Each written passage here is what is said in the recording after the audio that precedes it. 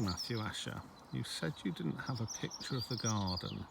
Here I am, sat with the mistress of the garden, looking over our garden.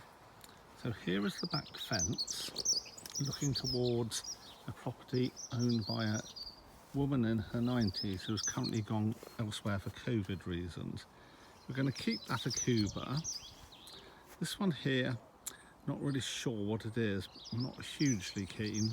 Oof says we can cut it out, but in between it's got all this terrible ivy, and so I've got to dig all that out. Now, the other side of it here was a conifer which we've cut out, and my new chainsaw has demolished the stump, although I can get it a bit lower, and attacked a historic stump there.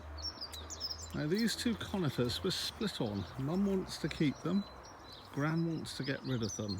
I'm ambivalent. Now, between the two, we have cleared an area of dead old conifers.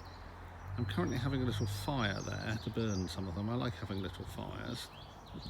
Now, this one, obviously, when it had a plant next to it, couldn't grow in that space, but we think it can recover. Now, going along, we've got a little bit of heather here, little euonymus, and out of here came another conifer. Now, I'm 50-50 on whether to keep this green one. I've got my own Photinia like this one, which I might put in the middle, and I'm not sure about the green one. Then we have a couple more, but they do feature in Mum versus Ivy, so Mum keeps pulling ivy out of them because Ivy's overtaken everything here. Again, we've cut out a dead conifer here, but I think these two plants, this one looks like a sort of bay leaf plant, and this one is an Elaeagnus like we had at the front of Herringston Road. I think they will grow to fill the space. Then we've got a sort of laurel, rhododendron type thing. And we've got a magnificent Mahonia that's grown that shape because it used to have a big tree behind it, which we've cut down. And then here, that's the stump of the big tree.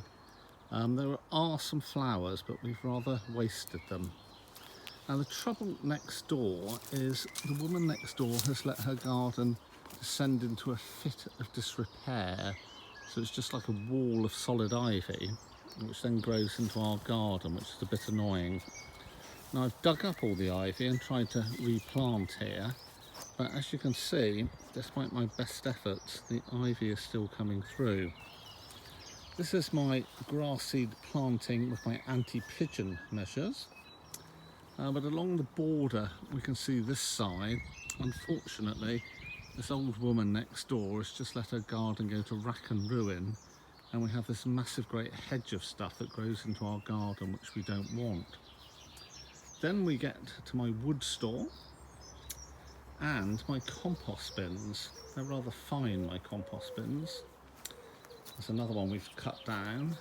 Now, here are my treasures. So it's my store of wood, so we can live off a wood burner if the central heating fails, and also my tiles.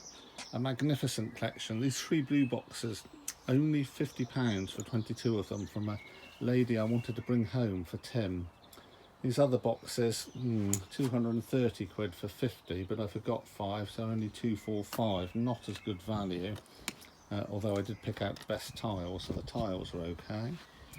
Then we have lots of wood here, and then you can see the side of the garden. We've got this, and then going forward we can have the whole vista of the garden with its most beautiful feature, the Roman god of love, goddess of love, whatever that was called.